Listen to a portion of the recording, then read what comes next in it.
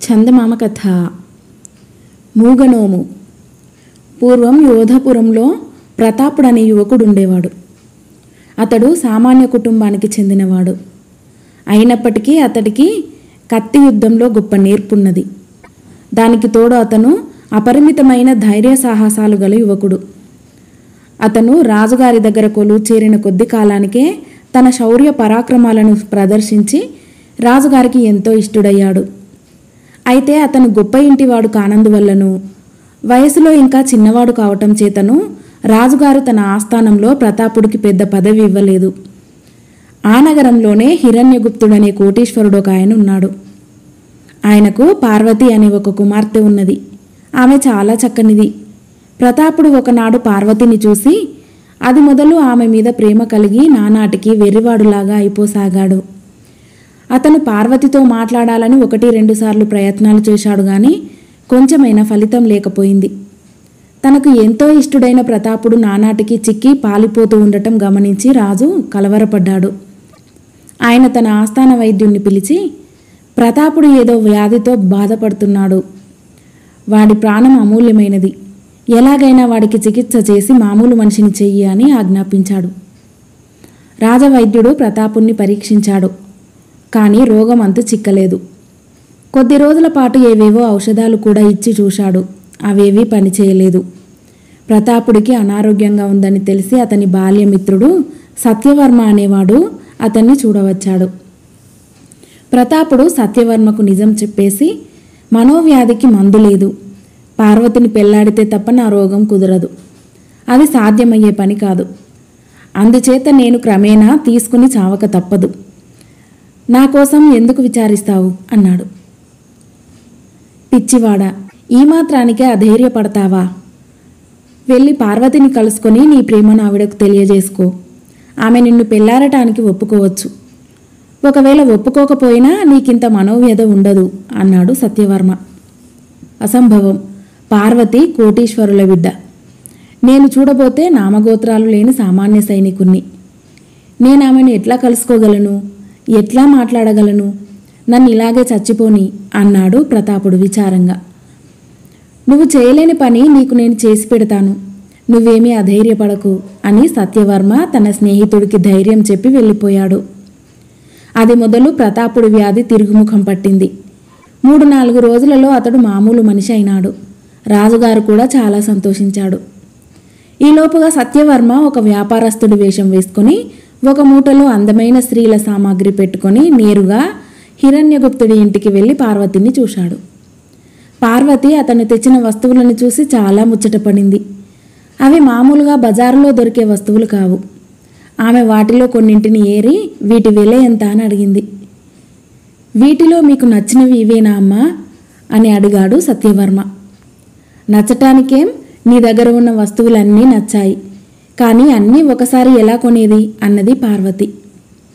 నేను తమరిని డబ్బు అడిగానా అమ్మా? ఇవి మీకు బహుమానంగా పంపినవాడు వ్యాపారం చేసుకునేవాడు కాడు, మీరంటే పడి చస్తాడు. మీతో ఒక్కసారి మాట్లాడాలని ప్రయత్నించి చాతగాక మనోవ్యాధితో మంచం పట్టాడు.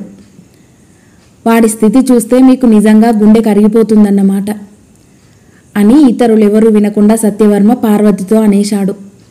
పార్వతి కొంచెం ఆలోచించి, ఎవరో పిచ్చివాడులాగున్నాడు, అతనికి కావలసింది నాతో మాట్లాడటమే అయితే రేపు మధ్యాహ్నం ఇక్కడికి రమ్మను, మాట్లాడతాను, ఈ భాగ్యానికే మంచం పట్టాలా అన్నది.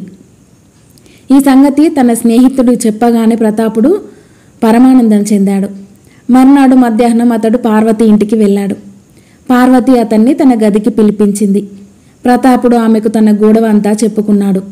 ప్రతాపుడి మనసు మంచిదే అయినా అతను తనను ప్రేమించటం కేవలం భ్రమ అని, ఏ విధంగానైనా ఆ భ్రమను వదలగొట్టాలని ఉద్దేశించి పార్వతి అతనితో ఈ విధంగా అన్నది. నీకు నా మీద ఎంతో ప్రేమ ఉన్నదంటున్నావు.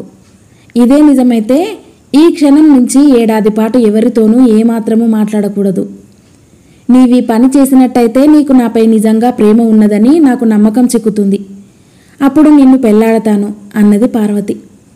1 ఏడాది పాటు మూగనోము పట్టడానికి ప్రతాపుడు ఒప్పుకోడని, అందువల్ల తాను అతన్ని పెళ్లాడవలసిన అవసరం కలగదని పార్వతి ఉద్దేశం.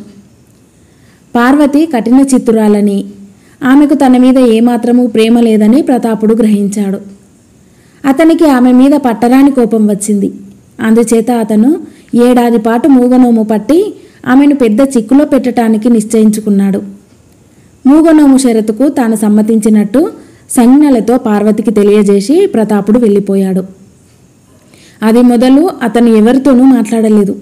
అతనికి అకస్మాత్తుగా నోరు పడిపోయిందన్న వార్త అంతటా పాకింది. ఈ సంగతి తెలిసి రాజుగారు చాలా బాధపడ్డారు. ప్రతాపుడికి చచ్చేటంత జబ్బు చేసి నయమైందని సంతోషిస్తున్న సమయంలో వ్యాధి ఈ రూపాన బయటపడిందని రాజుగారు విచారించారు. ఆయన దేశంలో ఉన్న వైద్యులందరికీ కబురు చేసి ప్రతాపుడికి చికిత్స చేయమని ఉత్తర్విచ్చాడు. ఎందరో వైద్యులు వచ్చి ప్రయత్నించారు. కానీ ఒక్కరూ ప్రతాపుడికి మాట తెప్పించలేకపోయారు. రోజురోజుకి రాజుగారి ఆందోళన ఎక్కువైంది. ప్రతాపుడు యువకుడు, అద్భుతమైన యోధుడు. ఏనాటికైనా సర్వసేనాని అయి దేశానికి కీర్తి ప్రతిష్టలు తీసుకురాగలవాడు. అతనికి మాట పడిపోవటం ఏమిటి? ఒక్క వైద్యుడు చికిత్స చేయలేకపోవటం ఏమిటి? అతనికి మాట తెప్పించిన వైద్యుడికి 1,00,000 రూపాయల బహుమానం ఇస్తామని చాటించండి అని రాజు మంత్రులతో అన్నాడు. ఆ ప్రకారమే దేశదేశాల చాటింపు జరిగింది.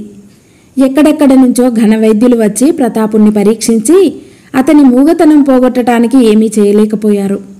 కానీ 1,00,000 రూపాయల ఆశ కొద్దీ వైద్యులు కాని వాళ్ళు కూడా వచ్చి తమ చికిత్సలతో ప్రతాపుణ్ణి బాధించసాగారు.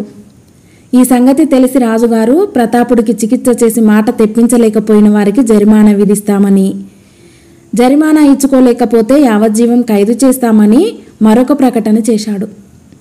6 నెలలు గడిచాయి. అనేక మంది వైద్యులు అతని మూగతనం పోగొట్టలేక రాజుగారు విధించిన జరిమానా ఇచ్చుకోలేక ఖైదులో పడ్డారు. ఈ వార్తలన్నీ ఎప్పటికప్పుడు పార్వతికి తెలుస్తూనే ఉన్నాయి. ఆమెకు మొదట ఆశ్చర్యం చాలా వేసింది. ఎందుకంటే ప్రతాపుడు ఈ మూగనోము చివరంటా నిలబెట్టుకుంటాడని ఆమె ఏనాడు అనుకోలేదు. తర్వాత ఆమెకు ప్రతాపుడి మీద జాలి కలిగింది. అతను ఎందుకు మాట్లాడటం లేదో తనకు తప్ప ఇంకెవరికీ తెలియదు. వైద్యులంతా వచ్చి అతన్ని బాధిస్తున్నారు.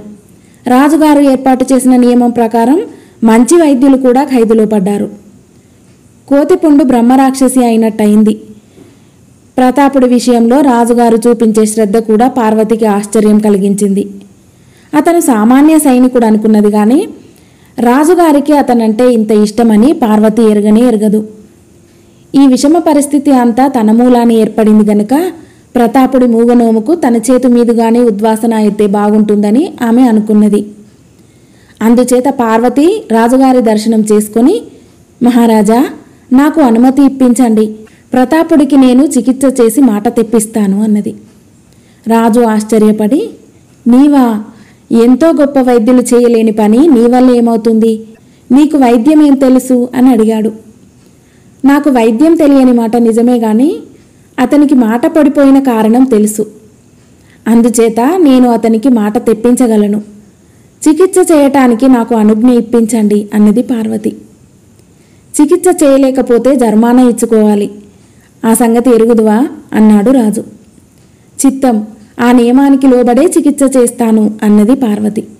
రాజుగారి అనుమతి పొంది ఆమె ప్రతాపుడి వద్దకు వెళ్ళింది. నేను నీకు చాలా అపచారం చేశాను. 6 మాసాల పాటు మూగగా ఉన్నావు.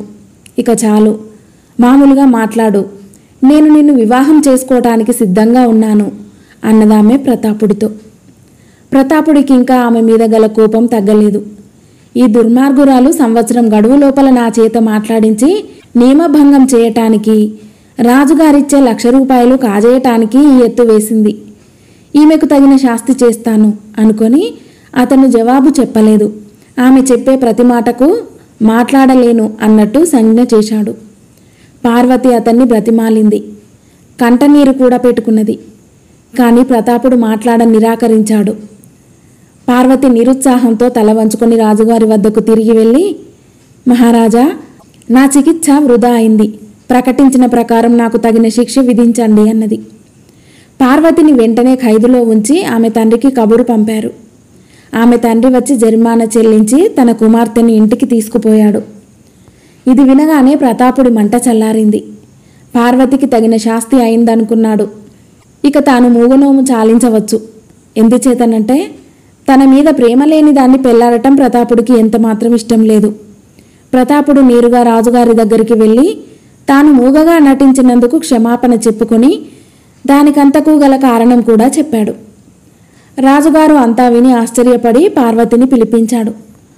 ఆమెతో రాజుగారు, ఒక చిన్న పొరపాటు జరిగింది. నువ్వు ప్రతాపుడికి చేసిన చికిత్స వృధా అయిందనుకొని నీకు జరిమానా విధించాం. కానీ తర్వాత విచారించగా ప్రతాపుడికి మాట వచ్చినట్టు, నీ చికిత్స పనిచేసినట్టు తెలిసింది. అందుచేత నీ జరిమానా నీకు తిరిగి ఇచ్చి ప్రతాపుడికి మాట తెప్పించినందుకు గాను నీకు 1,00,000 రూపాయల బహుమానం కూడా ఇవ్వ నిశ్చయించాం, పట్టుకుపో అన్నాడు.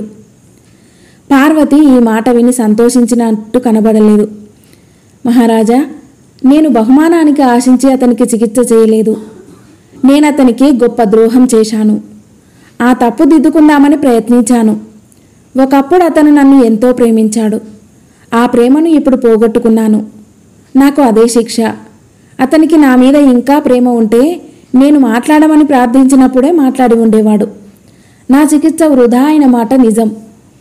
నాకు తమరేమీ బహుమానం ఇవ్వనక్కర్లేదు అన్నది పార్వతి రాజుగారితో. పార్వతి ఇప్పుడు ప్రతాపుణ్ణి ప్రేమిస్తున్నదని రాజుగారు గ్రహించాడు. అతను ప్రతాపుణ్ణి కూడా పిలిపించి, మీ ఇద్దరూ మూగగా ఒకరి కోసం ఒకరు బాధపడటం నాకేమీ బాగలేదు. ఇంతటితోనైనా మీ మూగనోము చాలించి వెంటనే పెళ్లాడి సుఖపడండి అన్నాడు. ఆ ఒక్క మాటతో పార్వతి కష్టాలు, ప్రతాపుడి కష్టాలు గట్టెక్కాయి.